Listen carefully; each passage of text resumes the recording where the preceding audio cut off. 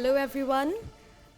This is Seeba, this is Gauri, and that's Shafali, and Aindriya will be joining us online.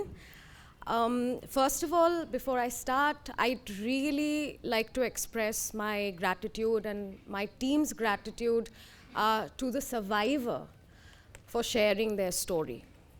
It was excruciating to listen to, and an ordeal like that is something that nobody should have to experience, but the sad truth is that it's far too common. The flaws in the redressal mechanisms, the insensitivity, the lack of efficiency, the stigma, the lack of emotional support should a survivor choose to pursue justice. All of these things lead to a culture of silence. We are forced to go inwards and retreat from these spaces. Inevitably, this leads to an invisibilization of online gender-based violence and its harrowing emotional consequences, which allows perpetrators to then carry on committing these atrocities with impunity, exponentially expanding the circle of harm. But yes, it is in spaces like these where we can speak out, that we can establish our stand, that we can actually mount a response. So I'm very grateful for everybody for being here, and especially to our panelists. And my first question, but before that, Seeba, tell us, how are you doing today? Yeah, I was anyway about to answer that. Thank you, TRD and CREA team, for having all of us here. It's great, and it's the very first time for me being on a panel. So please forgive me if there are any hiccups or I just misquote anything. Just first time. So thank you, Pranami. Absolutely forgiven. So, Seeba, you've worked very closely with your community on the ground on various issues, and you've had a chance to observe redressal mechanisms in addressing gender-based violence, and you found them effective.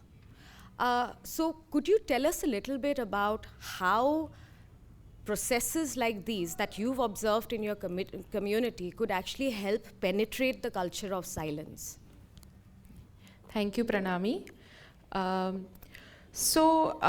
first start with how I look at gender-based violence. And a few panelists in the previous panel discussion also got that out. That when we're looking at gender-based violence, it's not a straightforward issue.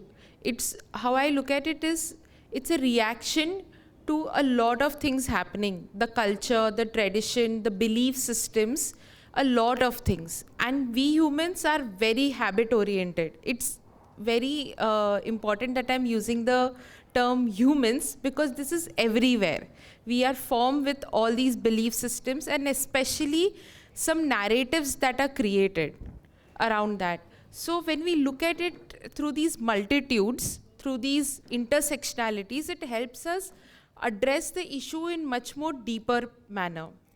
Now, I belong to a Muslim Shia community, and it feels a little weird saying that because this is the very first time I'm going to be talking from that perspective in a public forum. So in our community, I have personally seen a lot of change, at least in the past 2 decades. How? So there is a system called Majlis, especially during the month of Muharram. A lot of people, you might have seen, there are Maulanas, the leaders of the community, as well as there are female, we call them Mulyani Ma, who give sermons, who give lectures. These lectures are based around a certain kind of incident that happened years ago. But it's mostly from what lessons we can draw from them in today's world and in today's context. Now what happens, what I have seen the difference is, earlier it was always like, just saying things and just feeling good about things. That's all. There was no learning mechanism. Now that the conversation has changed, how it has changed is now what are the rights of women and duties of a man are actually spoken. Now, when I say this, I am also aware that this is happening in bits and pieces. Very few of the leaders of the community are taking this initiative. But I see the impact on the community that if there is an issue, for example, in a husband and wife, earlier the conversation was, oh, definitely लड़की की गलती होगी, उसने कुछ किया होगा इसीलिए मार खाई है, या इसीलिए this entire thing is happening. But now I'm seeing even people of my age who have been divorced, they are getting remarried or they are choosing to live a single life. They don't have to relocate, they don't have to change their identity in different ways, like stop going to the community and those kind of things. Now, I also realize that there might be cases which I am totally unaware of, because it's technically not possible to know each and everything that is happening. But this is largely the context that I am seeing. Like, I know my friends from childhood who have not been allowed to go out, who have not been allowed to visit any place even by themselves, even to their relatives' place, and now are living alone even after they are divorced. And the conversation is not around, oh, when you're getting the girl remarried. It's more about, oh, what is she doing? That's so great, you know, she's working and she's independent. So even though it's happening in bits and pieces, yet I would say there is a hope for change, and it is happening. Another thing that I want to point out about why do I say that we need to really look at the culture, the traditions, and the belief systems and narratives. In the previous panel, Hamida mentioned this word. I was actually wondering, thank you for mentioning that. I was wondering if I should get that example or not. So I was in Hyderabad for 2 years. And of course, yes. So you always tend to get a few things about the culture. And there is this word, Randi, which is, of course, looked at here in the northern side or even in Maharashtra, where I am from, as an abusive word. But in Telugu, it basically means come here. And when I heard a professor calling Randi, I was mind blown by, okay, what is this professor doing? But then later on, I got to know that it means completely different thing in that culture, in that region. It's not an abusive word. And even for that professor, he shared a story that when he was in the northern side, and when he was like, you know, you tend to go to your mother tongue when you're in a hurry. And he said that, and everybody started looking at him, oh, why are you saying that word? But it's really, really important to understand cultures, and it's so difficult to get these nuances when we are working with gender-based violence kind of a thing. Another thing I want to highlight from my own community is I just took a few examples, and this is the second one. Another one is regarding the divorce system. So it's usually misunderstood that divorce can be just taken like that only, just talaq bol diya aur ho gaya. It's not easy. It's not that easy or easily done. There is a system in place. There are some things that are taken from the scriptures or what the law says, but there is a lot to do with the basic two principles that are held, that is kindness and compassion. How, although I really need to look at whether the two parties are still in the talking terms or not, but the basic idea is how we can reach a level of, first of all, avoid divorce, because it impacts two parties and a lot of other people, mentally, physically, emotionally. It's a lot of impact. Now, of course, it's not to say that you just avoid it and just live with the trauma, but how both the parties can meet in middle with compassion, kindness, and resolve things. So there is a system wherein the community is involved to a great extent, and this is not only the men from the community, even with the even the women are involved. And ironically, when I was researching on this, it came to light that to reach to a woman directly, because there is a parda system and there are rules wherein you can't talk to a man if it doesn't belong to your family, those kind of things. So it's a little difficult to directly get in touch with the woman and talk, but there are of course these women who help navigate that. And it's very easy to talk to a man. But what is irony? The irony is that when we finally reach the woman to hear her side of the story, she easily is able to speak out whatever she has gone through. But when we look at the man, when we talk to the man, somehow that person is unable to talk about their issues. This again comes a lot with our belief system, that men are trained not to talk about their emotions, not to talk about their feelings so easily. And it's also the normal belief, or rather assumption that we are going with, right? That definitely man ki galti hogi. So how that person is supposed to actually talk about his feelings. So yeah, these are the few examples I'd like to give from the community. Thank you, Pranami. It's very easy to become bitter and hard-hearted and suspicious when we've gone through violence. And Seeba has spoken about kindness and compassion and spaces that allow this, spaces that allow meaningful dialogue to happen. It actually reminds me of what Hamida's also trying to do with bunking them with kindness. Bunk with kindness, yes. There is always potential for dialogue. At no point should anybody be dehumanized on the basis of their status. And I think it's also interesting, it's a very interesting point that we need to interrogate the culture where GBV is entrenched.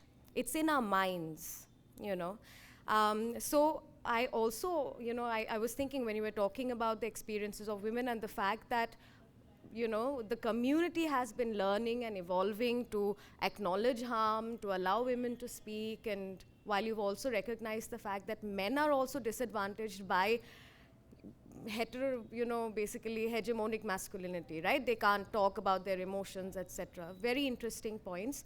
But could you also talk about how the situation is vis-a-vis gender minorities? So it's again a little complicated because there are so many layers of minorities, right? First, it's gender. Then it comes like, what religion do you belong to? Then whether you are fair, brown, or your skin color. So there are multiple layers of this system. So it becomes very difficult when it comes to women and minorities, because one is that you have to be certain kind in before your own community, and it's also how you are outside the community. Even in the community, a lot of times what happens is you don't wear a burqa, or you don't wear hijab, or you don't wear certain kind of clothing, and it is surprisingly there for men also, although it is not so visible like as we see for women. Because I know a couple of times a few of my people whom I know had been told that, okay, even though you're a man, you're not supposed to dress up like this and go just in a t-shirt and a track pant, and you have to wear proper clothes, and because you're going to the community center. So that way there are different norms and different places you have to be certain kind. There's always these rules, and when you get out from the community, then there are other set of rules. Your like at one place you're trying to make the community happy by doing certain things, and the other place you're trying to make other people happy in some way or the other. And there is always this struggle. Like, for example, if I would again take the example of a divorce, uh, even though, because a lot of conversations are happening internally within the community, the outside world might not be aware how things are going within. So they might just misjudge and come across saying, oh, you know, you should be doing this and you should not be doing that.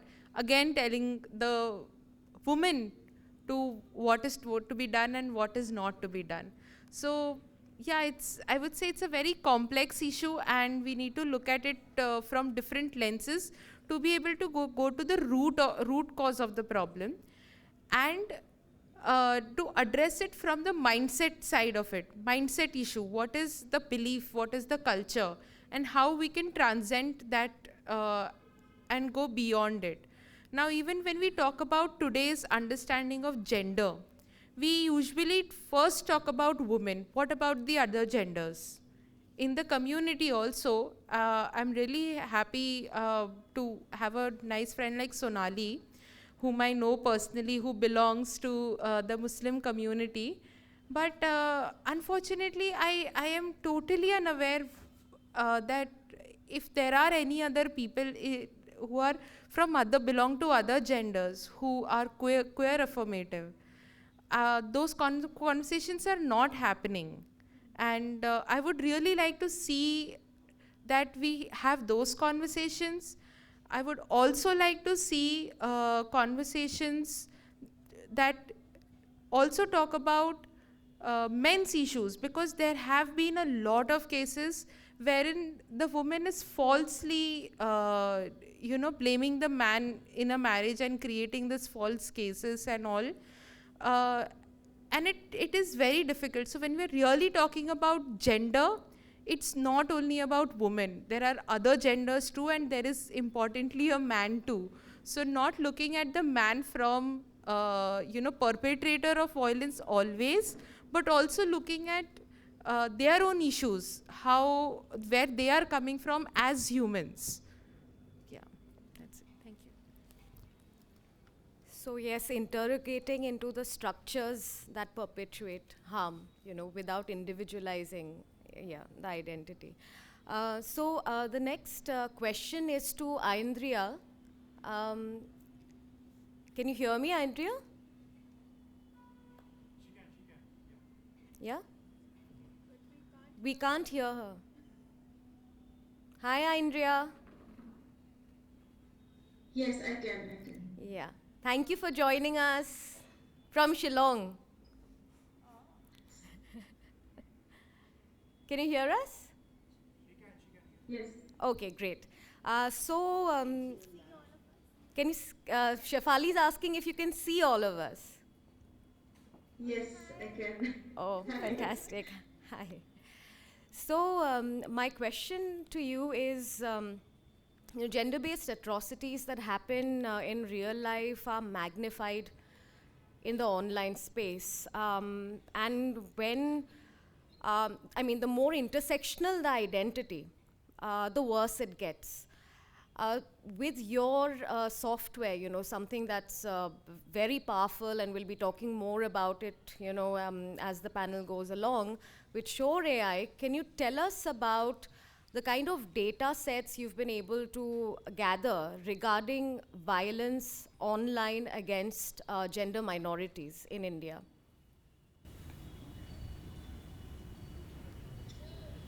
Um, I'll give some context first about the data set, because I feel like whenever we talk about these like social issues, and like tech really exists in silos from social issues and activism a lot of times, because of the whole environment of capitalism where tech exists a lot of times.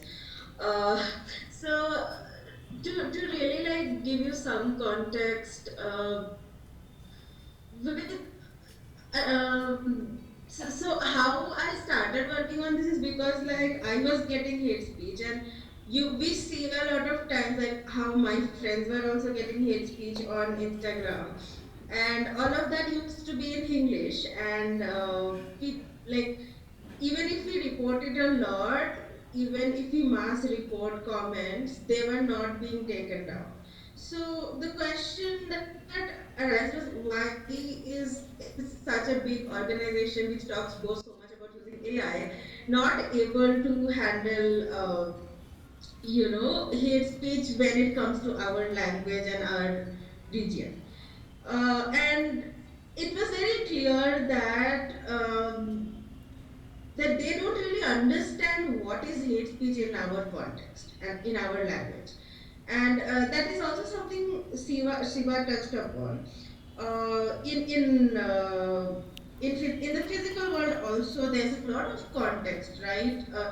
A certain word which is hate speech in one language or one region is not hate speech in another. So the same problem is visible in online spaces also. Uh, the context becomes very important. For example, see, hate speech is not always about slurs. Sometimes it is just very context based. In the data set, sometimes I see hate speech like "तेरे घर JCB भेजूंगा." Now, when you really think about that hate speech, for a human being, it's very easy to understand that JCB is a brand of bulldozer, and we know the present day context. We know the news that bulldozer Raj is going on. So we know that this is very Islamophobic, but there are no specific slurs in it.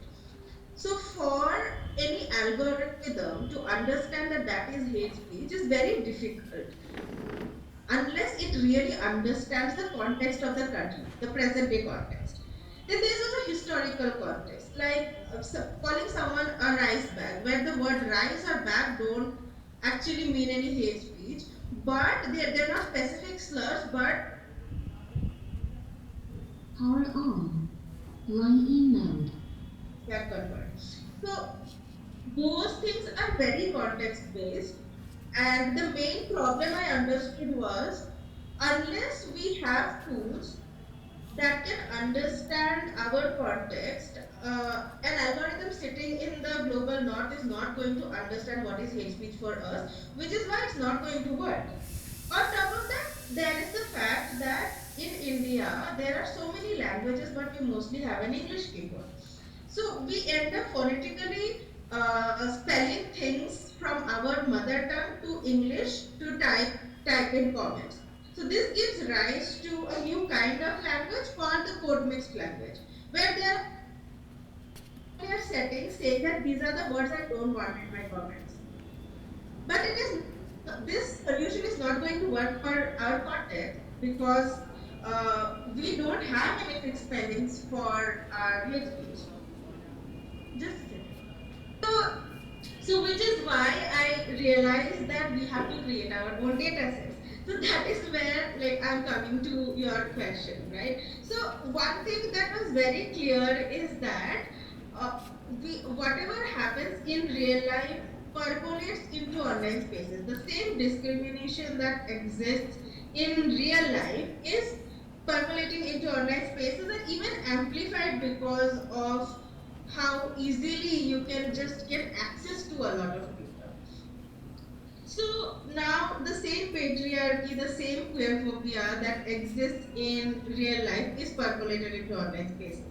And we build AI systems to detect hate speech or use certain algorithms because of the sheer power on, line in mode. Able to moderate all of that. Now, another thing that comes in is that one of very big feature of AI is that AI trains on data, right? So it will basically have the same principles and values as the data set itself. If the data set is patriarchal, then the AI will be patriarchal because it's learning from the same data set. Which is why for me, it was very necessary that I collect data from the marginalized people, right? If my data set has the representation for indigenous people, queer people, that is the only way that my dataset is going to understand from the perspective of the marginalized people. So I gave out calls asking the people in my community, from the very grassroots people who were online, okay, if you are getting hate speech, you send the links to me. And I ended up collecting all of that. I built scrapers and collected all of those comments. And then again, it was a very crowdsourced effort to tag all of that data and create that AI data set. While we were doing that, we also realized how intersectional everything is. And it was very visible in the data set how, based on the hierarchy of, there's not no defined hierarchy, but it really exists. Like, the kind of hierarchy I'm talking about is like, when there are intersections in marginalized identities, there is a certain hierarchy that builds up. Like, it's not very visible, but it's there. Where like a queer person gets hate speech, but a Muslim lesbian gets more hate speech. So, based on how intersectional your marginalization is, you get even more hate speech. And that was very visible in the severity of hate speech in the data set. Like, a Dalit person was getting more hate speech, but a queer Dalit person was getting even more hate speech. A disabled queer Dalit person was getting even more hate speech. And we could also see in the data that most of the data, we collected data across 8 marginalized identities, including queerphobia, Islamophobia, racism, casteism, sexism, against activists and liberal or leftist ideology people. So across various things, we could see that the most prominent thing that was there was gendered hate speech, which was sexism and against gender and sexual minorities. That was a very prominent thing. I think about 41% of the data out of all of 8 of the things is against gender minorities, and out of that 50% is queerphobia. And another very clear thing we could see was that we could see very clearly how the country is being, led and governed, and what are the trends that are really being used. For example, when we looked at about 5,000 data points of election data of hate speech around election, most of 70% of that data was communal violence, was communal hate speech. And out of that, when we further did data analysis, we saw that most of that data was again Islamophobic. So we could see a clear, how the polarization of the country is working through all of that. Thank you so much. Did I answer your question? Yes, you did perfectly. Thank you so much, Aindriya.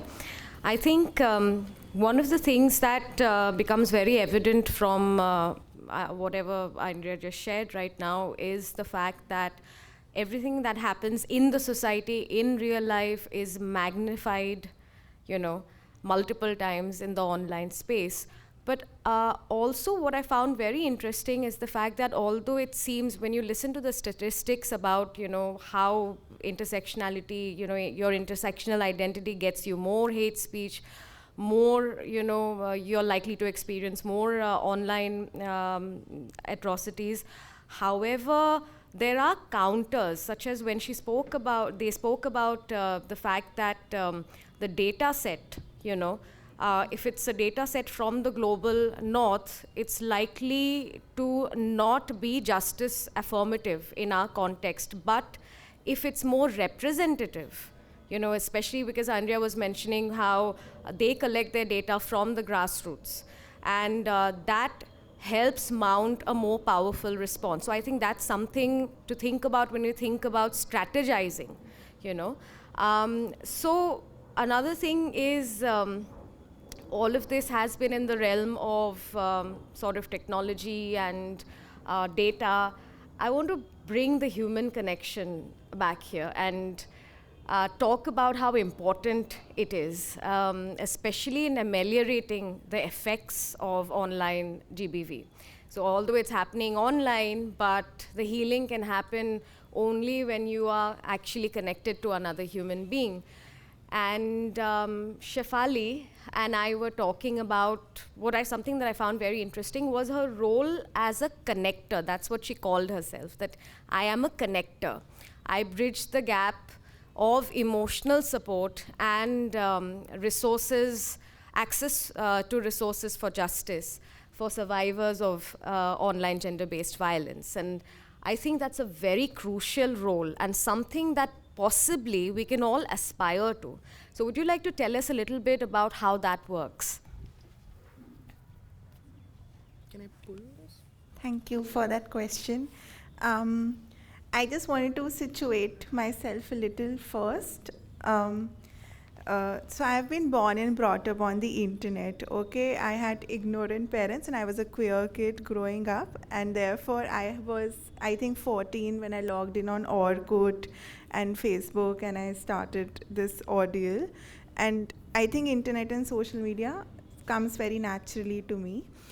And then again, when I started my own journey with the IAwaken account, there were instances where I was just talking about, this is something I've faced personally. Like I would talk about fat phobia and how people on the internet are so fat phobic towards people. They comment on your bodies, they comment on your, a lot of things which are again gendered also. There is an intersection of gender there. And I realized there were other women who were relating to that. And that is how I went from 2, 3, 4, 5 followers to 50,000 now today. That connection was built because it started with my personal stories and it started with my own. And when you talk about these things in an open forum, when you talk about these things in a public platform, I think it somewhat signaled them that this is a safe space for them to come in and talk. So right now, it's not as active on GBV, but I think until last year, there were very active conversations on GBV that we were having. So there were hordes and hordes of messages I would get from young girls who would tell me that there's a partner who's blackmailing them, or there's somebody who's a friend who might be leaking a conversation. So different forms of GBV, like we discussed in the panel before, there were many, many instances that, okay, this person said this about me, or this person is threatening this, and this is how they're behaving. And in most cases, they do not know where to go. And this is also where my education background comes in, because I come from education. I've taught children, and I've taught youth also. And I've seen that there is very little recourse for conversations like these in classrooms. You cannot go to your parent and tell them that I took a nude picture and my boyfriend is blackmailing me. You cannot go to your teacher. Even this is what I've observed. This is not a generalization, but even school counselors, they have a tendency to not be as open-minded, that a student comes to them and confides and they do not take it forward. Because I have seen in my case that whatever I have told my counselor has been, in fact, told to my teachers and parents when I was in school. And then again, when I was in school, college, I had a counselor. I confided in her about a sexual assault instance, which was not, it was something I did not want to discuss with her, but it came in. And then she advised me that I should not tell anyone about it, because this is not a conversation to be had by like girls from honorable families or something. So again, very little recourse for people to go, very little platform or spaces where someone who's young, naive, someone who doesn't know how to make sense of a world where their trust has been broken, where they're coming from a place where they've put, because these, like the conversation I was having with them, they came from a place where they came from love, they came from care about certain people, and then they've broken their trust. Even when you go out into the internet, you're not aware what it entails when you first sign up.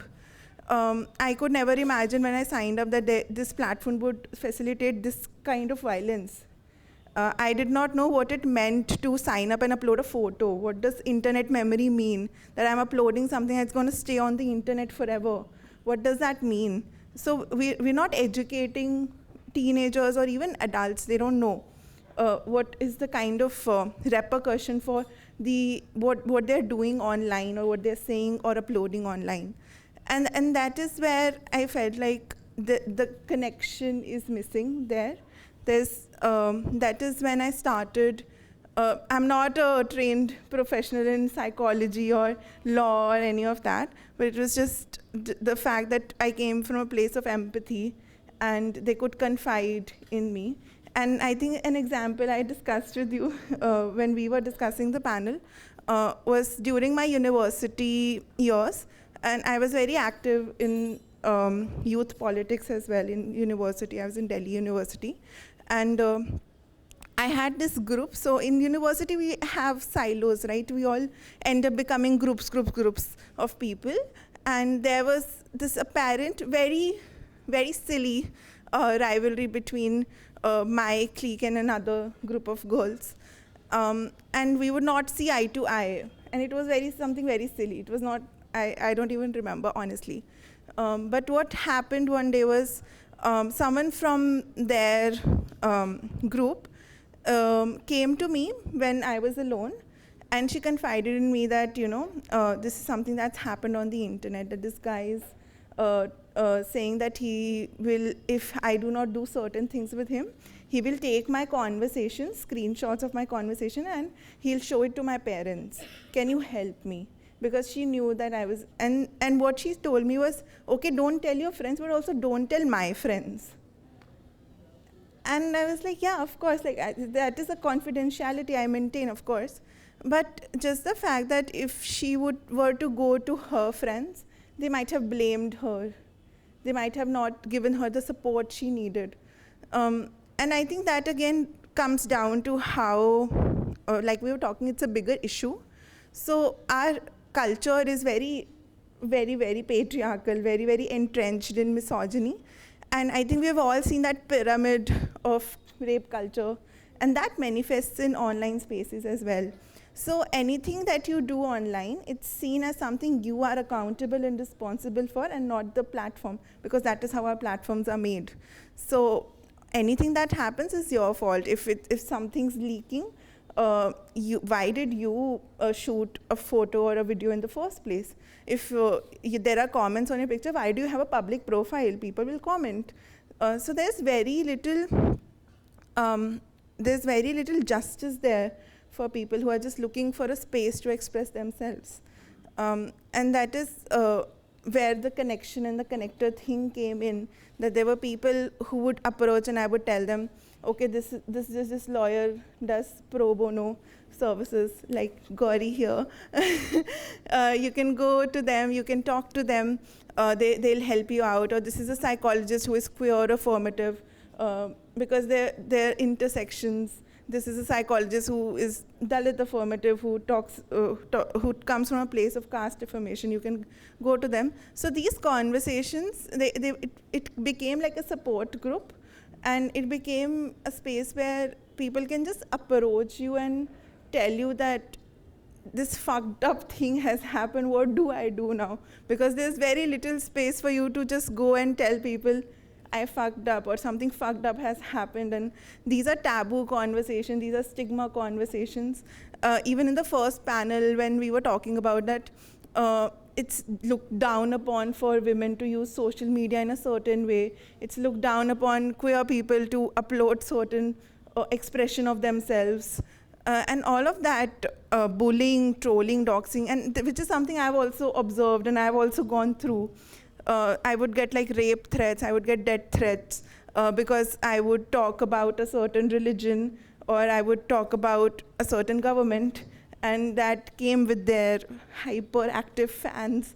So again, even navigating it for myself, and then having other people also in the same vicinity who are going through it, I think it's very important to hold space for each other.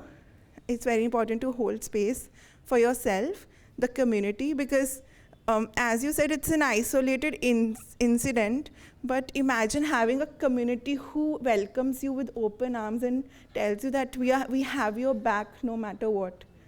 And what kind of a difference that would make in the life of a not even a young person, just any person. We are human beings. We look for love and connection in everything, right? And that is, I think, the entirety of where my whole thing about making connections and just holding space comes from. I wanted to talk about some technical things, but I don't think they hold water to it. Yeah. But no, I really agree what you've said about creating spaces, connecting spaces where people, because we don't understand that it's the same thing, right? Just as with GBV in real life, even in online spaces, and perhaps the stigma's even more because there's the sharing of nude pics and, oh, you actually had nude pics. Why did you share? Why do you even have a boyfriend that you know?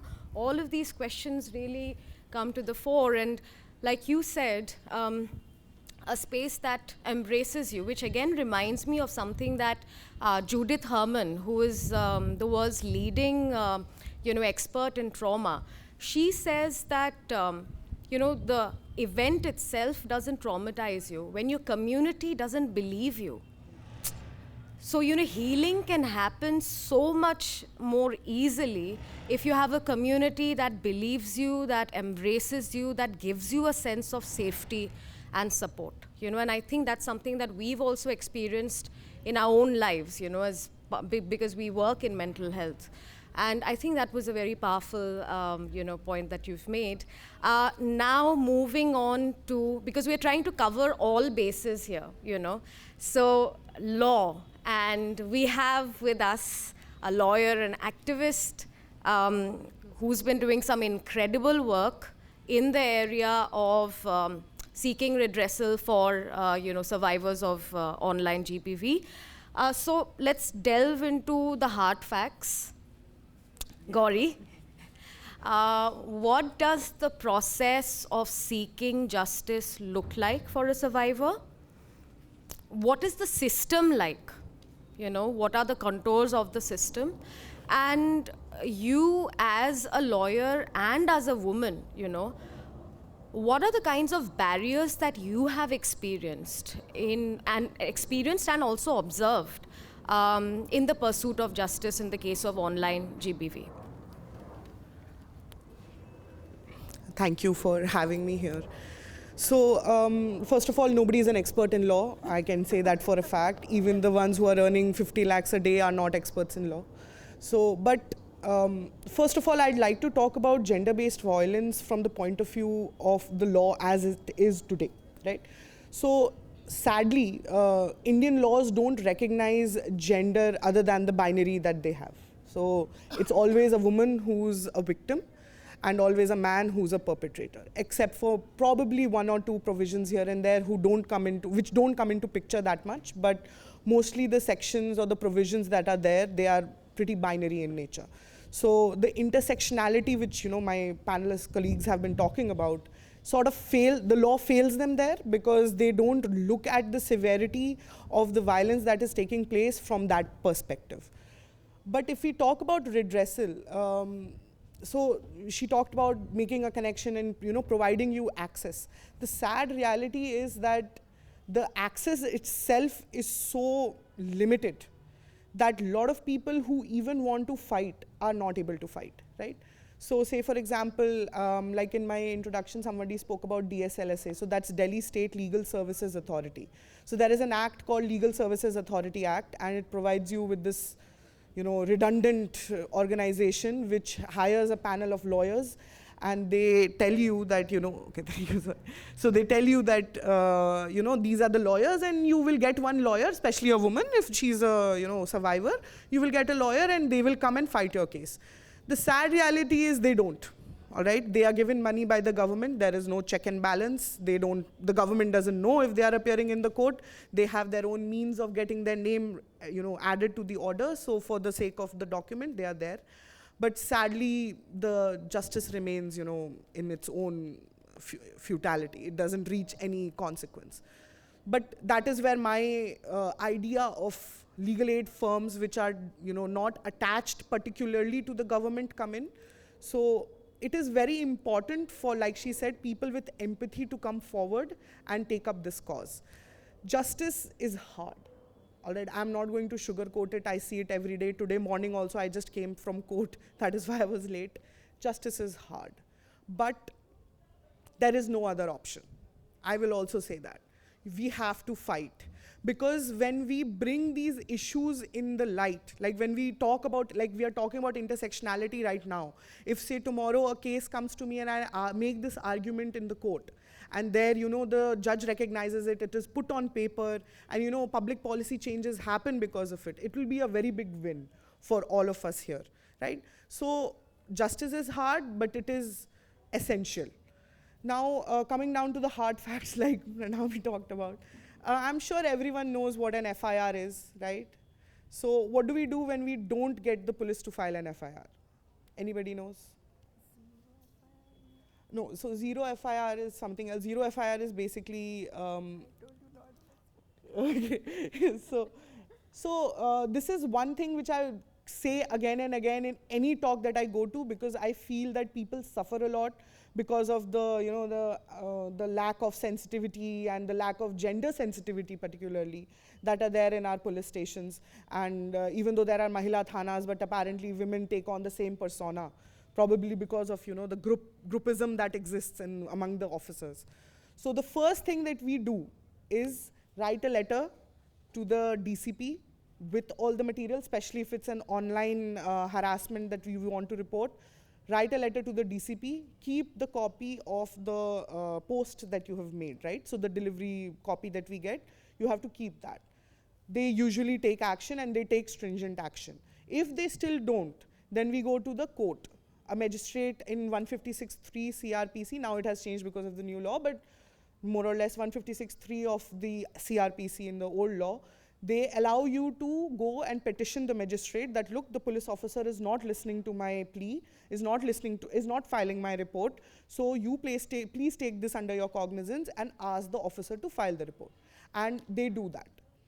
The importance of FIR, I do not take it lightly.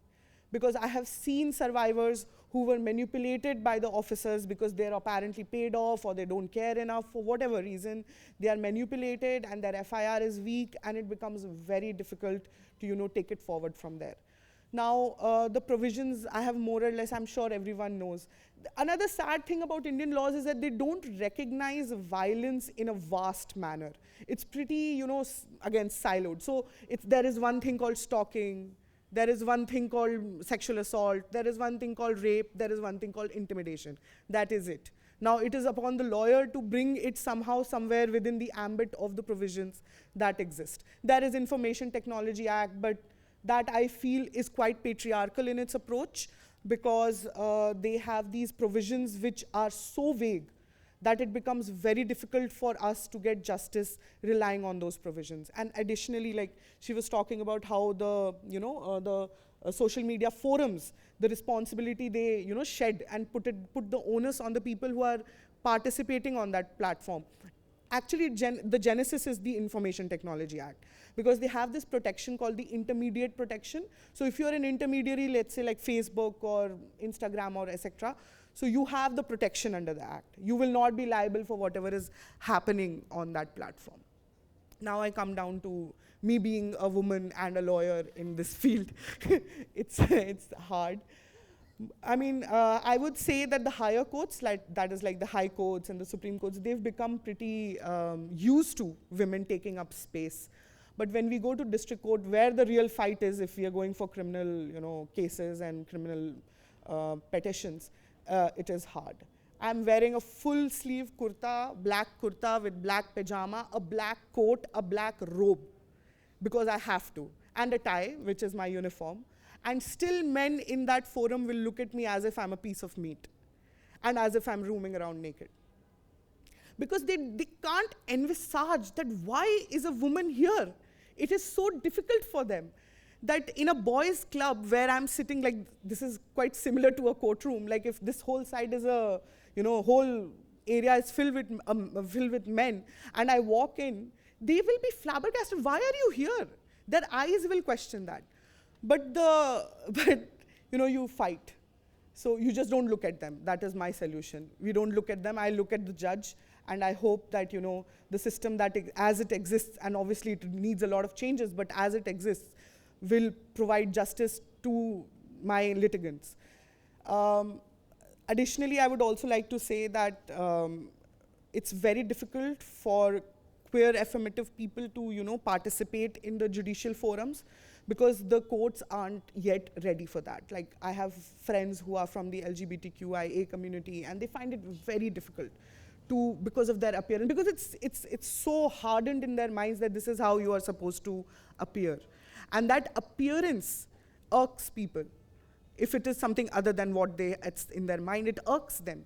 And they have suffered because of it. Like, they suffer in their practice, they suffer because of other things, they suffer in not getting clients, so things like that. So, but yeah, you push, and hopefully I'll keep pushing for as much as I can.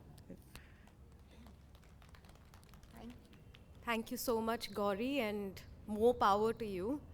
And I think knowledge really is power, and bridging the information gap is very necessary. Thank you so much for that fact, especially about the FIRs. And again, like you mentioned, even in law, if you're looked at as a piece of meat, after every all of those excruciating law exams, all of the preparation, your own ability, your own rigor, your commitment, and yet you're just looked at as flesh. The fact is, we really have to look at the mindsets. There's no other way. We can't wish it away, it's there, So how do we really go to the root of the problem, and what do we do, at the grassroots level? I think that is something we have to look into, and that is really hard work. It's work that nobody, yeah, she also wants to, yeah. But yes, of course, you could also. I just like to say one thing, that the only solution to that is women taking up more spaces. That's all. That's the basic solution to that problem. Thank you, Gauri. Absolutely, absolutely. And I would also like to ask this question to Seeba, because she has been working at the grassroots, and the work that they've been doing has essentially been on the lines of, changing mindsets, perspectives on the ground, and mounting a systemic and systematic response. So, Seeba, could you tell us a little bit about how you do the work you do? So I think we have established it's hard. Yeah, it's immensely difficult to find strengths when you hear some stories. So I'm going to just start with that story, which really puts a lot of things, especially for me, in perspective. So we have, and I'll talk about what NalandaWay does, but before that, one of the programs at NalandaWay is Sakhi program. This is an 8-year-long program wherein a group of girls are worked with to help them navigate their adolescence years.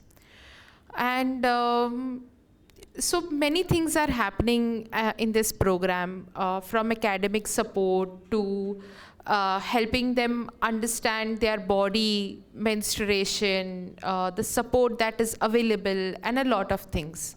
Now, one thing here to highlight is that these girls belong to the underserved communities, basically who lived in these, you can imagine like a slum area or a village where there is not a lot of space also for them, like physical space, my space, they don't have that. And there are these set gender roles, right? They are supposed to be taking care of their younger brothers, sisters, and they're sent to school just either by luck or because for whatever reason. But it's not the first choice for parents, of course. So the case happened somewhere. I would not take any identification details. The girl was trafficked, one of the girls. And one of my colleagues actually went down over there, rescued her from a hotel, and then actually gave her the support that was needed. Now, why this puts a lot of things in perspective. One, importantly, we know by law, it is mandated for each and every organization to have gender related and child protection policies and HR policies and everything. That is, of course, there at NalandaWay. It specifically defined what is to be done, not done, and everything. But it is also to uphold those policies, to actually act on it. It really is an individual call. What do I do? Do I stick to the letter, or do I go beyond my call of duty? What are the kind of principles I come with? Again, it comes down to my belief system, narratives that I have formed in my mind, the tradition, the culture, a lot of things. That person who rescued that little girl from the traffic situation went beyond her call of duty, went beyond what was said, what was mandated, because that was the situation that was required. And it's always a big question mark as to what extent we define these policies and the laws. Because there is always something happening which we've never thought of, which we've never been prepared for, and we go beyond it. Another layer to this is how this incident affected the person, and to actually respond to that. So there are different layers that I wanted to come across through this story. So we try and work with these girls to not only build their confidence and to take them towards their dreams, but on the other hand, we have also started working on gender with men, which was again a very important thing. We were trying to understand how to do that. Because if I just take the curriculum, there are many curriculums available across, right? Many people are doing a lot of things. If I just take one thing and just go, okay, this is what I'm going to do, and it is not contextual, it is not something that the culture looks at it in that way, the people that are facing problems, and then address it, then it becomes really difficult to bring about a change. Here I would take an example of one of the locations we started the work through relationships. Now, when the girls are in adolescence, that's when we start working with them from 6th, 7th standard onwards.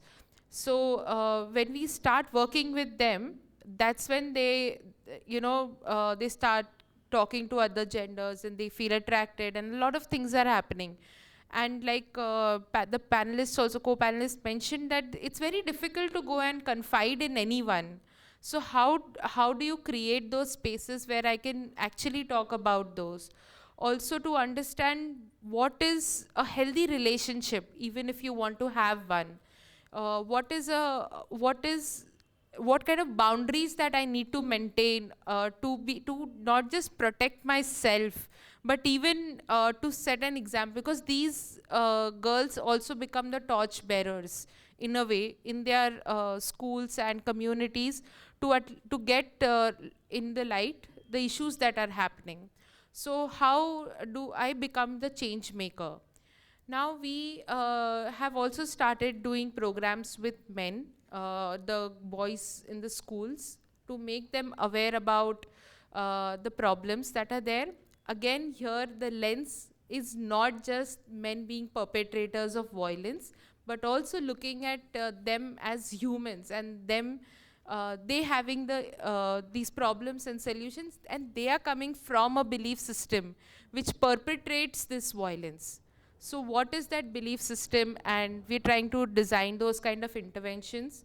There's another program called Vanam Vasapadam, which basically in Tamil means sky is the limit, in which we work with the childcare institutions. Now, in childcare institutions, there are those children, not only females, but also males, who have come not necessarily who are in conflict with the law, but even who are, you know, abandoned by parents, by the community, and there is sexual assault that has happened on them, and a lot of violence related things also.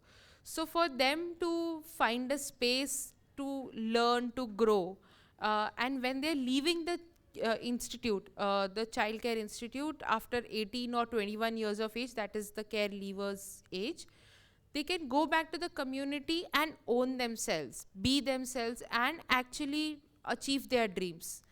Now, even in this, we try and have sessions with both the genders to ensure that there is awareness, advocacy, because that's when it starts, to have the language to understand the nuances about where to draw the line, what is the line, to actually identify that line. That it's not funny to make jokes on women and other genders just like that, even on a man, because they can't express themselves, their emotions. It's not funny. So to draw the line, to actually educate them, to empower them, we have again an in-depth program that we are working. Now this is all as an organization that NalandaWay does, which is, the main aim is to build fearless and resilient individuals. So we work from 0 to 21 years of age. Now, how do we work with 0 to 6 years is a little question mark in the sense for other people. How do we do that is we work through Anganwadis and with the mothers and fathers. Fathers, it's again very difficult to engage because it's always seen as the responsibility of the mother to take care of a child and to nurture the child. And now they're always either busy, working, or, not just interested in coming. So it's a little difficult, but we're trying to get them also onboarded for to nurture the children. Now this is at an organizational level. How did we reach here is, of course, to build our own understanding on what is gender, what is it to nurture a human being.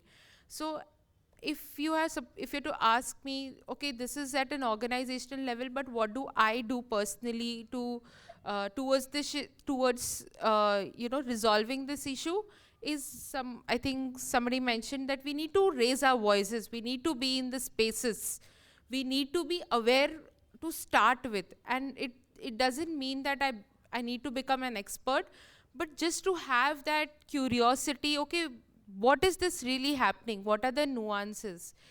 To be able to empathize, we need to start with educating ourselves. And I would like to again give an example here. So I was in Gurgaon once, and there are few friends live over there. And one night there we hear the noises from the building of rod फेंकने की आवाज़ आ रही है और पता नहीं क्या बर्तन फेंकने की आवाज़ आ रही है, and I get really scared. And so one of my friend, I of course contact a friend, and I mean they live in the building only, and they went over there and they tried and see, क्या हो रहा है ये. And there was this man who was hitting the maid who also worked in the building with rod and bartanon ke saath, full drunk. Of course some people gathered over there, usko pehle building se nikala, but that didn't make sense because wo gate climb karke thodi der baad aa gaya tha. And this friend, he got this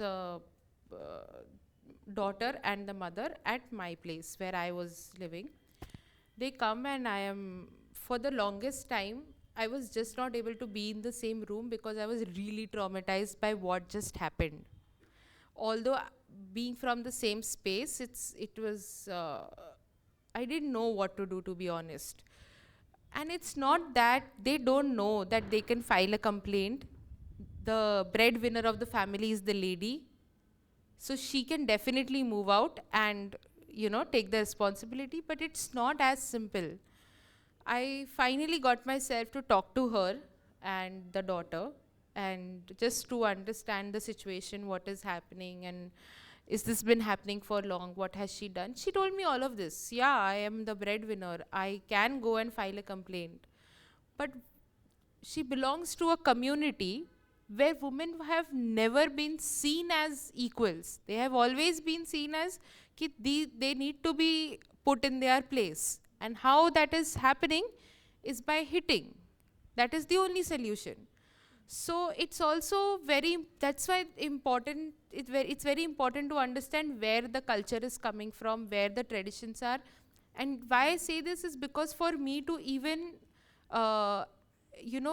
be a support to the person to understand what is actually going to work for them, to be able to understand and make myself aware what are the solutions really over here. Just telling her to go and file a complaint is not the solution.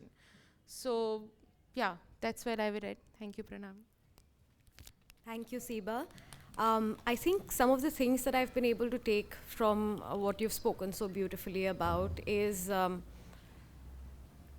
it's very powerful. It's a very powerful mechanism to work with girls from a very young age and empower and strengthen their agency and capacity, right? That's one thing. Teach them about boundaries, teach them about rights, and teach them about their own capacities and build their confidence in themselves, as well as create sort of communities of care among them, right? The other thing that I find very interesting from what you've said is because there are a lot of programs, intervention programs that are done, gender sensitization programs from the global north that are just copy-pasted to communities in India, that are not contextual at all, and they do so much harm because, first of all, the community doesn't want to do this in the first place, and then when it's not effective, it seems like such a waste of time that they'll be very reticent about doing anything, in that same area ever again. So having contextual, culturally relevant programs, even when we're thinking of interventions, I think is very important. And the third point, I feel, critical point, is not alienating the boys, working with the boys from a young age. That's also very critical, from an age, early developmental stage where they're still very moldable, still in their formative years, and sort of building a sense of empathy and awareness, and just this feeling that, we're not all that different. Yeah, fine, our gender identities might be different, but we're human beings, and there has to be respect and compassion, So just building these values in them, I think is very important, because, there's one experience that I had indirectly, because I've heard this from someone, was a young boy, who had tried to sort of assault a neighbor. What he said was, people have always called me a monster because he's been very naughty and then, drinking and drugs and all of that, and sort of very defiant. So yeah, I just acted like the monster I've been called, So not to forget that men are also human beings and emotional beings at that, right? So I think this looks like a very good systematic sort of a way to approach this. Moving on to Shafali, and because we're talking about men and boys, and we had this conversation earlier also, So we want to talk about resisting now, thinking of really powerful ways of mounting a resistance. And Shafali is going to tell us about, what it looks like out there. She's going to talk about the fabric of the internet, and she's also going to talk about this very alarming new culture of misogynistic indoctrination that's happening in the internet, and it's pretty scary. So Shafali, please go ahead. Thank you. Just trying to go back to one point that Gauri mentioned, that there's something of a protection that platforms like Facebook, Instagram, they get, and they're basically not accountable for what happens on their platform. And I think that is such a interesting and intriguing starting point for the conversation I wanted to have on the panel, about just the fabric of internet, how internet is made and how social media platforms come into being. We have to also go back and see how all the major tech CEOs and people who have founded these platforms, they are white men. They do not have representation on their team, and diversity and justice is not their cause. That is not why they founded these platforms. And similarly, when you talk about the algorithm, when you talk about privacy guidelines, when you talk about digital security on these platforms, they're very influenced by how they are made and what kind of people they are made by. And anybody who's not been part of a major of the global north would tell you that like you mentioned, that we are copy pasting things and it doesn't work because it's not our context. And similarly, people who have made this technology sitting in the Silicon Valley, and when it comes down to, say, a rural village where someone's blackmailing someone else and how that pans out in India, they're very different realities. So I think just looking at the fabric of how we've made social media and how it's not feminist at all. Because if it were a feminist space, if Instagram was feminist, we would not have hundreds and hundreds of bullying, doxing comments and DMs sent to queer people, sent to Dalit people on a daily basis. You just have to exist on these platforms and you become a target of their vile attacks.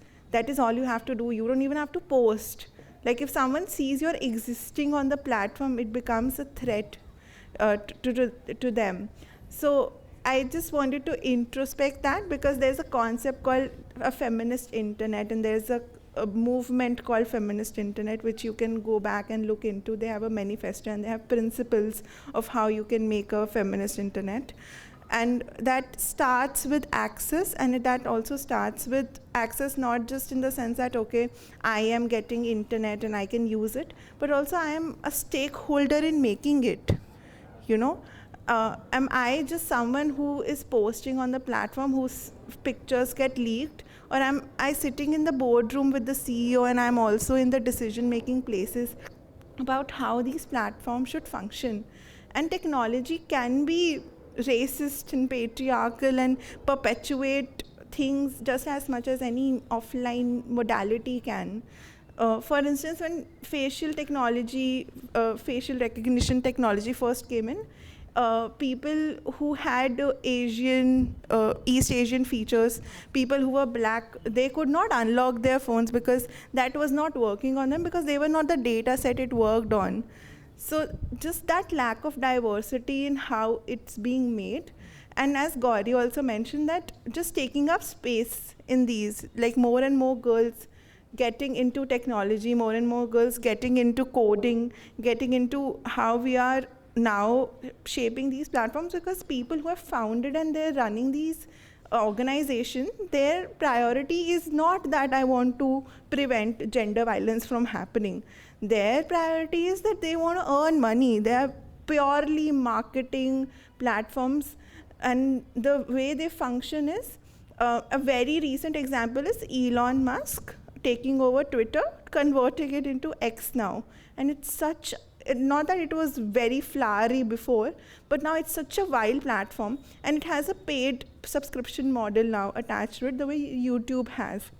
In case you don't know, YouTube has something called a revenue that you can get if your videos have certain likes and you have enabled that feature in your account. So more and more people view your video, and ads are placed in your videos, and from those ads, revenue is generated. Similarly, Twitter now has a feature: more engagement on your tweets, more money you will get. And the more engagement tweets, you will get rage baits. So hate speeches, a lot of, trolling, a lot of radical opinion, where you see the rise of Andrew Tate and such influencers. And that is how virality happens. Something says something so ridiculous, but also they say something so psychologically relevant to your situation. Because when Andrew Tate came, not just him, any other influencer like these who perpetuate misogyny, who perpetuate communal violence on these platforms, including gender violence on these platforms, they come from a space where they'll make you feel like they understand what your situation is and they're there for you. They're your community, they're your big brother, whatever. And then they start their own agenda. And I come from a marketing background as well. I'm currently working in a marketing capacity in a tech company in Australia. And what we also see, because I'm working on these platforms, I'm working around these platforms, is that their main thing is, like their goal is that you stay on the platform for as long as you can. Therefore, you'll have reels after reels after reels where you go down a rabbit hole. They don't want you to exit the platform, because the longer you stay, the longer you have your attention on the platform, the more revenue they are going to make. You're basically giving money into their hands every time you log in and use these platforms. And that is why they don't want to regulate, even if they have the capacity, because they very much have the capacity to have surveillance. And if you watch one Instagram reel on pizzas, your entire feed after 5 minutes is going to be pizzas, pizzas, pizzas, pizzas. Why can't you do that for violence? Why can't you do that? Why can't you make your algorithms work when it's about, someone's video being leaked and it's not been taken off for 2 months? Like the video we just watched before the panel started, they mentioned this, right? That 2 to 3 months it took for their video to come out. But when it comes to a copyright infringement, it comes off like this because it's a commercial angle to it. So just introspecting on that space, that is not what a feminist space looks like. That is a very patriarchal, capitalistic place that we have all logged into with all our emails and accounts. And there's one thing too, there are a lot of people who want to abandon these platforms and think about a more socialist social media. And there are a lot of people who want to get into the system and tweak in certain ways. So again, Elon Musk taking on Twitter, he fired the entire diversity team there. When he moved in, that entire team was fired. A lot of people were laid off, but they were the first to go. And these were people who were monitoring a lot of things that had to do with gender and just bullying and trolling on the platform. Another thing that comes with it is access is one thing, then just privacy and security on these platforms, like I just mentioned and Gauri mentioned, it's not there. They are not accountable for anything that is happening.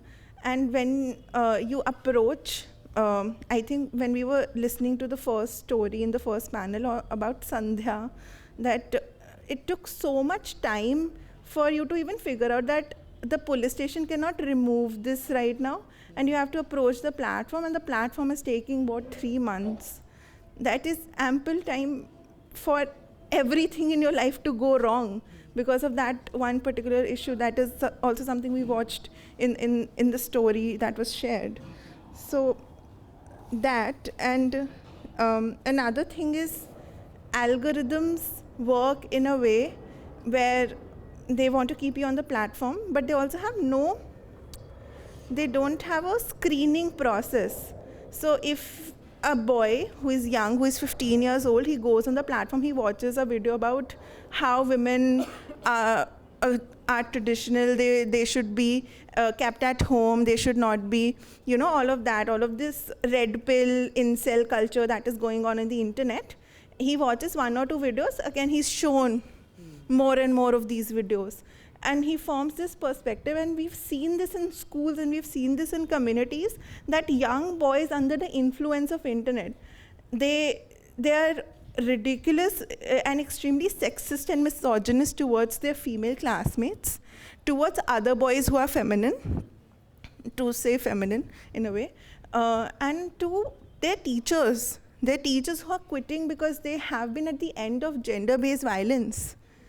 There was a teacher who I think recently shared on Twitter her story about how she failed this boy in class 11th, and the next day he superimposed using AI, like some picture, made it it was not an explicit picture, but using AI, he took the teacher's photo and then he made it into an explicit photo. So again, what are we, all of that we see offline at grassroots about how revenge porn works, how all of that works, that's been translated, and at a very, very young age they have been indoctrinated. And in Australian school, they've come up with this curriculum called anti-Andrew Tate curriculum. And that is something the government has proposed. And what the purpose of that is that the manosphere, and that is not just one influencer, that's an entire sphere. And if you ask me, every piece of content you encounter on the internet is political. There's no such thing as apolitical or neutral content. Everything and anything, it comes with an agenda. Anybody who's uploaded, it comes from a certain place, and it perpetuates some message, hidden message, which may not be apparent to you. So when I post about feminism, there are people who like make faces that, you're always talking about feminists, you're just an angry feminist. And then you go ahead and share this sexist joke, right? And I'm like, I am being political, but so are you. You're making this statement, but because it is so normalized that we don't even realize that this is also political, because it's the norm, sort of. But coming back to just one last point about access and internet is, internet governance is something that it is a UN process, and it happens at different levels. And that is something you sit down and decide what is alarming content, what is something that is not appropriate for social media. And these conversations, they're devoid of the gender intersection a lot of times, except like maybe violence or something extreme, that they have in their guidelines. But when it comes to actually head-on taking these regional instances or head-on taking minute instances, it fails, it falls flat on its face. So I guess just that cope, resist, and strategize in here would be to sort of familiarize yourself how internet is made and how it's influencing you and your friends, and how that plays into the gender-based violence, because it's very neutral to share a joke on trans people or share a joke on a Dalit person and be like, haha, I have dank humor. I just have dark humor, bro. Like, no, you have shit humor. That is not how humor works, bro. And that is sort of what the entirety of the message goes, that whatever you're doing and whatever your friends are doing, because of course, it's a bigger conversation that we should have more women, we should have more representation, more queer people in these spaces. We need to also look into internet governance at the international and national levels, but at just the person level, just navigating this and being aware of it, because we are all very new to it. It's happening for the first time with us, and it is happening very rapidly. Like our parents getting these AI morphed images, and they don't know what is real and what is not. And even sometimes we can't make out what is real and what is not. So just navigating technology with that sense of where it is coming from, and being conscious, and cautious of how these platforms operate and what they want out of you, I think summarizes it.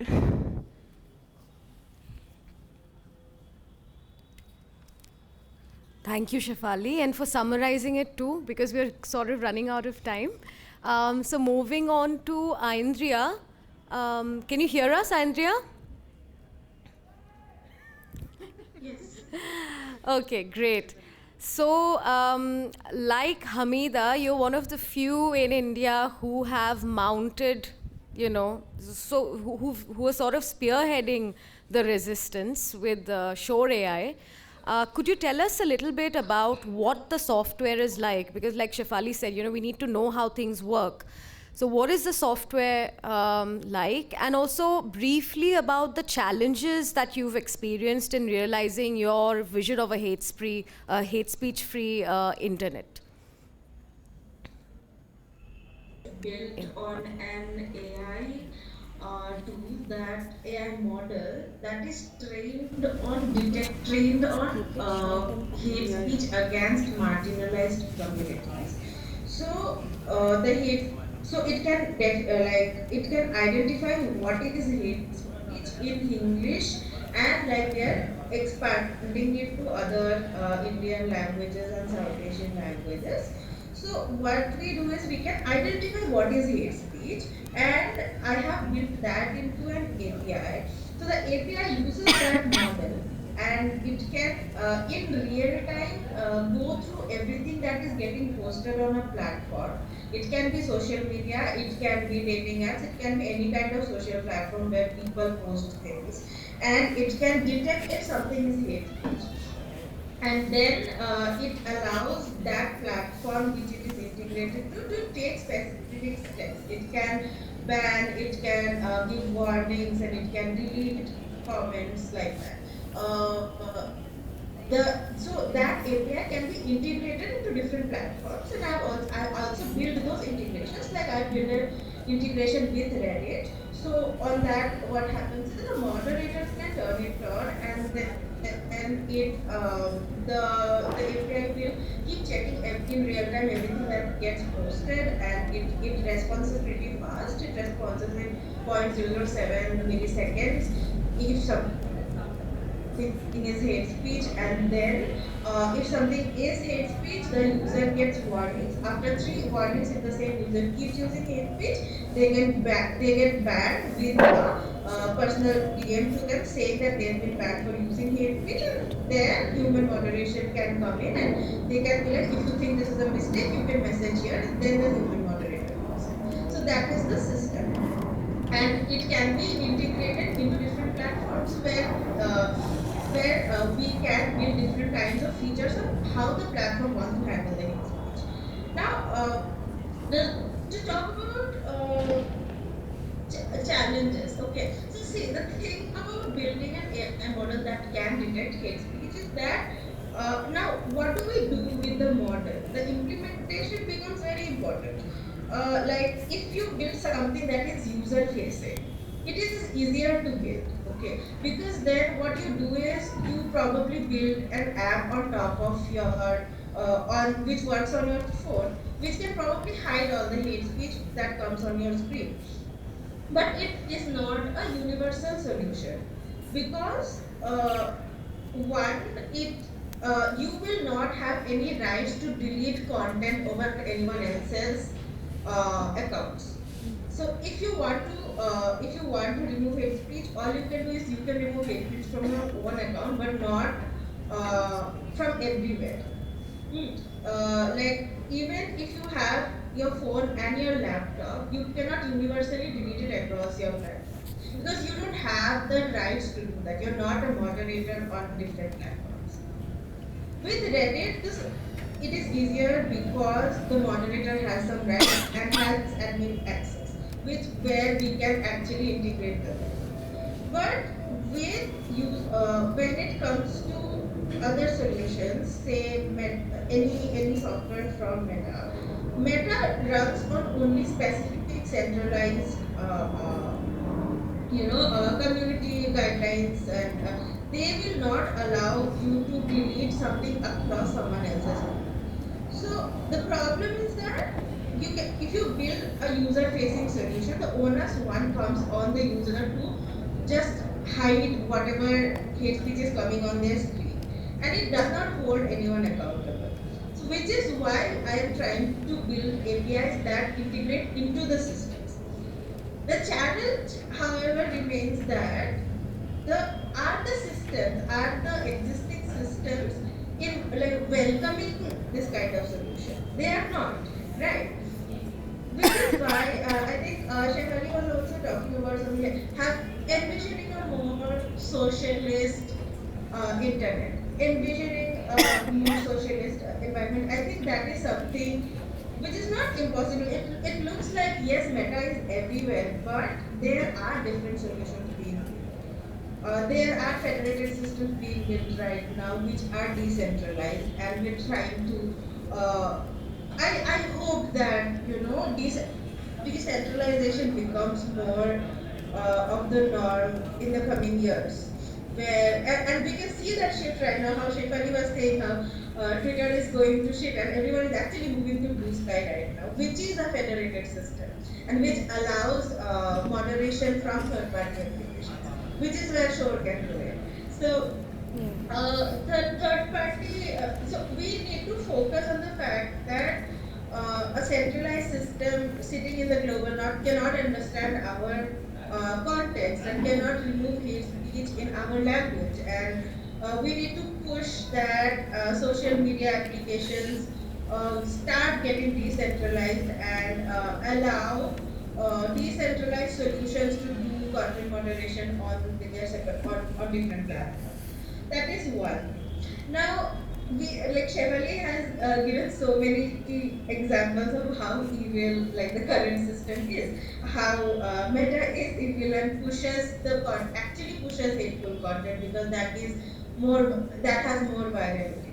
We know that when we post about Palestine, even if we put watermelon instead of writing the word, even if we put whatever symbols, it will get removed. I posted very good research from Shore's data set about rape culture and it got removed. And we see that in a way we can really imagine that, okay, are your algorithms really unable to identify things or you just don't want to identify specific things, right? So we see that there is this, of course there's a lot of problems there. But I also want to focus on challenges within the civil society system itself. Last year, same time with Redwood, I did my first panel. And that was also in Delhi and Shafali was moderator. And this entire year, I have gone through several of these panels, and this is the first time this year that I started knowing that how the civil society environment works, and I got into these places, and then I realized that there were these terms being used, and we also talk about these things a lot, like intersectionality, DEI, human-centric design, which are all very important. Yes, we need to build systems which are built with inputs from marginalized communities itself, which is true. But I also feel like in a lot of this, all of these conversations always happen in a certain realm of privilege. These kind of conversations don't really reach grassroots. I stress a lot on the fact that yes, we need to have grassroots people in the room on the table, taking the decisions, and not just as going and taking research inputs from them. So I have been on both sides of this, where I have gone to consultations where the civil society comes and asks us our problems and what solutions we need. But this year I also was in places where the civil society actually do this kind of panels and discussions. And I realized there's a stark difference between the two things. The kind of money that goes into panels and this kind of events, the kind of money that is spent there, not half of that is spent in doing an NGO. Okay, the half of the time when you ask about honorarium, they will say that they don't have the money for that, they don't have the funding for that. So the question is, why is it that the margin, civil society often talks about the fact that this has to be the solutions that are built have to be human-centric, have to be inclusive and diverse. But when it actually comes to implementation, we are reduced to some data points from some FGDs. We are often not even given honorariums, or just we have to talk about our trauma, which becomes some data points in their research. And I have seen another thing that I've gone to panels and discussions where people have people are doing research on what discrimination is, what our struggles are, what is the struggle of the marginalized community, and which are funded research. While I feel like the marginalized people already know what the struggles are, and in a way, if you really look at it, through centuries, marginalized people have been building solutions for themselves for the problems they are facing.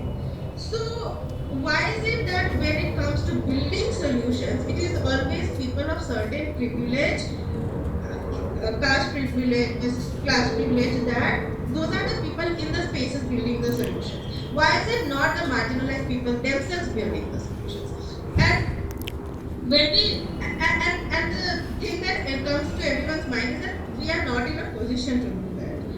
Is it really that the marginalized people don't have the skill and talent to build solutions, or is it that they don't have the resources, they don't have the platform and network, even if they do have the solutions? Because with ShorrAI I have seen that even after building an entire solution that works, then only I could reach a place where I could talk in panels. While a lot of the elite upper caste people are just getting funded just to research on defining what our struggles are, not even going to the solution. So I think there is a lot of gatekeeping in how funding works, and no matter how much we talk about what solution is going to be, we have to remember that we are in a capitalist system where things require money, and those funding opportunities are extremely gate-kept. And often they require you to have certain degrees. You have to have a PhD or a master's to even do research, which sucks because, as like Shafali was talking, like, she does not have certain degrees or qualifications, but we come from lived experience. And lived experience is always going to be more powerful and more impactful than whatever 10 papers you write. I absolutely agree with you, Aindriya. Yeah. And I feel that a lot of community, we need to focus on community work. And it is not going to be extremely formal hierarchical work. Community work is never going to be so structured. It will be something that just happens because we come from lived experience and we build solutions naturally and instinctively. Absolutely. Thank you so much, Aindriya, and I think we all agree with every single point you stated. Thank you so much. Gauri, so could you just tell us what you feel, as an activist and as a lawyer, are the best ways in which we can resist? Okay, so I've promised her 2 sentences. So my form of resistance is reporting. So every time a person reports, it is resistance against the system, against the hurdles, against the difficulties that one person faces. I've had a case where a trans person wanted to file a case. She identified herself as a woman, and she wanted to file a case of stalking. But stalking, so the police didn't recognize her as a woman. And we went to the High Court, got a writ petition filed, got an order. And now that order has become precedent for other trans people to file, cases in the police stations or against other crimes. So reporting is the best form of resistance, at least for change in the ground level. Thank you. Thank you so much, Gauri, and thank you to all the panelists. I think this panel really helped map the contours of online GBV, giving us a lot of critical information on how we can, mount a response, that is powerful, and also on better ways and more powerful ways of coping, strategizing, and resisting.